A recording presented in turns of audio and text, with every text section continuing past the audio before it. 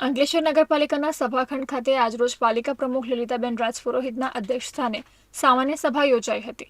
જમ્મુ કાશ્મીરમાં થયેલા આતંકી હુમલામાં મૃત્યુ પામેલ લોકોને 2 મિનિટનું મૌન પાળી સામાન્ય સભામાં શ્રદ્ધાસુમન અર્પણ કરાયા હતા।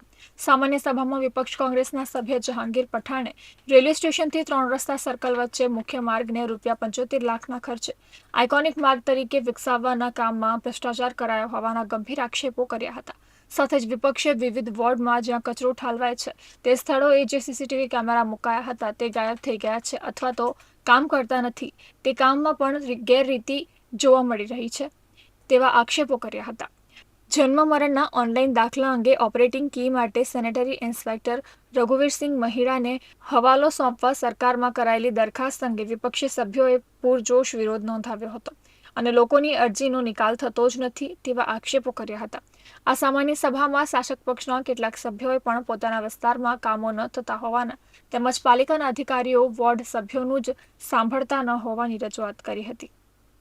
આજે Jinwala high school, MTM girls high school કે તે આપણે આરએસ હાઈસ્કૂલ કે બીજી કોઈ સ્કૂલ યા તો નગરપાલિકાના દવાખાના જે અંકલેશ્વર નગરપાલિકા વિસ્તારમાં છે ત્યાં એમના દાખલાઓ મળી શકતા હોય અને અંકલેશ્વર મામલતદાર કચેરીની અંદર 7/12/8/6 ઉતારા 100 વર્ષના મળી શકતા હોય તો અંકલેશ્વર નગરપાલિકાના દાખલા કેમ જન્મ મરણના મળી નહીં શકે? મારા ખ્યાલથી આમાંની બધા કાવતરું રચાયું છે એ વાત પાકી છે એની અંદરમાં। તો આ બધી બાબતોમાં છેલ્લી ચર્ચાઓ થઈ અને મેં પરિપત્રો મંગાવ્યા। પરિપત્રો આપવામાં આનાકાની કરતા બે ખોટા પરિપત્રો લાવીને રજૂ કરવાની કોશિશ કરી।